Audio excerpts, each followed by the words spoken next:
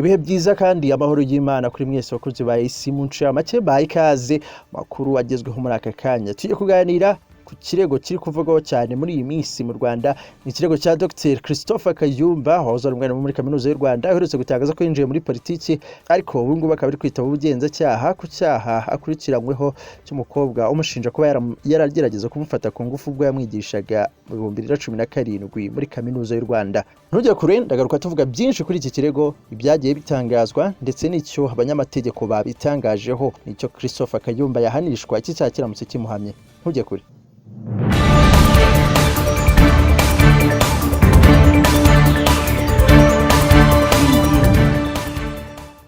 Christopher Kayumba wahoze ari umwarimu muri kaminuza y'u Rwanda aheruka gushinga ishyaka rya politiki nyuma yitabye ubugenzacyaha abazwa ku ihohoterwa rishingiye ku gitsina mu kirego ubu kiri kuvugaho cyane n'abatari bake ku mbuga nkoranyambaga mu Rwanda. Bamwe babona ari ikirego gifite ibikiri inyuma, abandi bakavuga ko ari uburenganzira n'ubutwari kubasha kugitangaza. Abanyamategeko bo bavuga ko ibimenyetso ari cyo kintu gikomeye mu kirego nk'iki.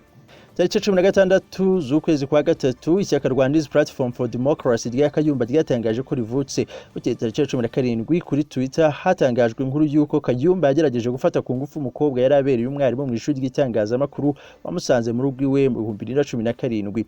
Muri weekend ishize hashize iminsi 10 uwo bivugwa ko yahohoteye atazwi yigaragaje ko ari umunyamakuru Fiona Muthoni Ntarindwa wanditse ku rukuta rwe rwa Twitter avuga ko Kayumba yashatse kumufata ku ngufu mu 2017 ubwo yigaga muri kaminuza y'u Rwanda mu ishuri ry'itangazamakuru n'itumanaho.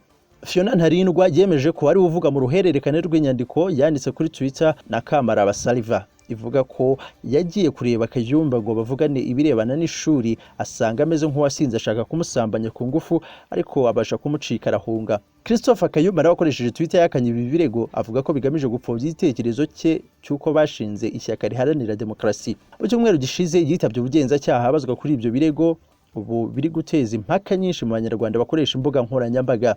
Muthoni Fiona avuga ko hari abandi bakobwa bakorewe nk'ibi na Dr Kayumba kandi ko guceceka bidakwiye kuba ibintu bisanzwe. Kayumba we yavuze ko inzira Fiona akoresha ngo zizwi cyane, ngo cyane bakuriye ibitangazamakuru, kandi ko yumvise akoresha umubiri we mu kubona ibyo adakwiriye.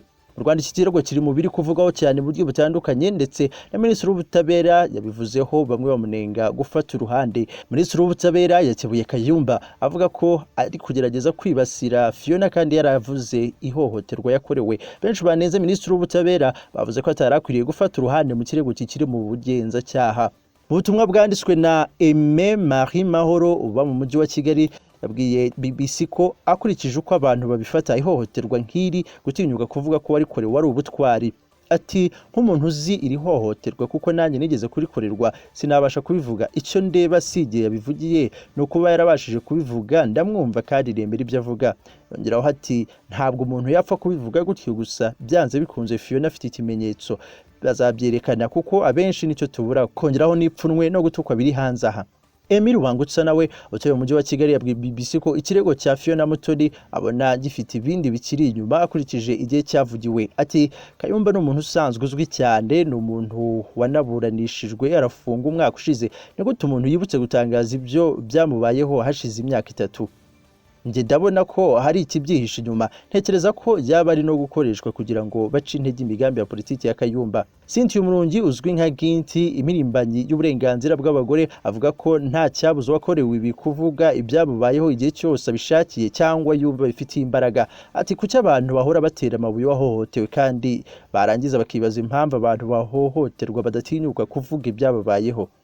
Umunyamategeko Eric Ntwari yabwiye BBC ko akurikije ibivugwa abona icyo cyaha gikwiye kwitwa ubwinjiracyaha mu gukoresha imibonano mpuzabitsina ku gahato. Amategeko mu Rwanda ahana ubwinjiracyaha y'umugambi wo gukora icyaha wagaragajwe n'igikorwa kimwe cyangwa byinshi biboneka. Ntwari yavuze ko ubwinjiracyaha cy'ubugome uwo buhamye ahanishwa 1/2 cy'igihano giteganywa kuri icyo cyaha.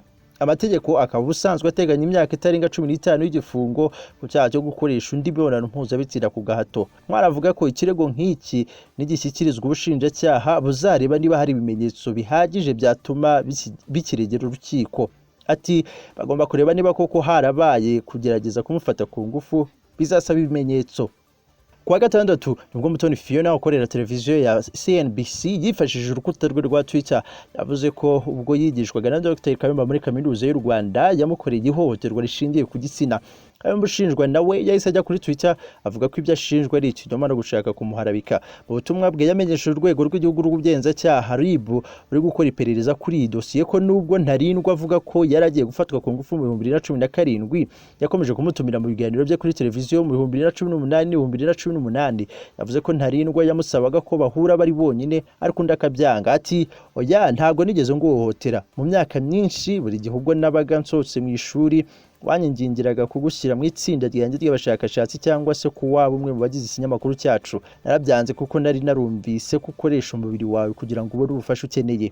Minisitiri Busingye ku cyumweru nawe yifashishije Twitter yabwiye Kayumba ko gukomeza kwibasira umuntu wagaragaje ko yakorewe ihohoterwa ari ugushaka kumucecekesha ati kwibasira umuntu watangaje ko yakorewe ihohoterwa rishingiye ku gitsina no kumucecekesha no guca intege abandi bahohotewe bashaka gutanga ubuhamya no gutiza umurindi abakora ihohoterwa rishingiye ku gitsina. Minisitiri Busingye yasabye Dr Kayumba kwita ku byo ashinjwa ariko akirinda gusagarira umushinja.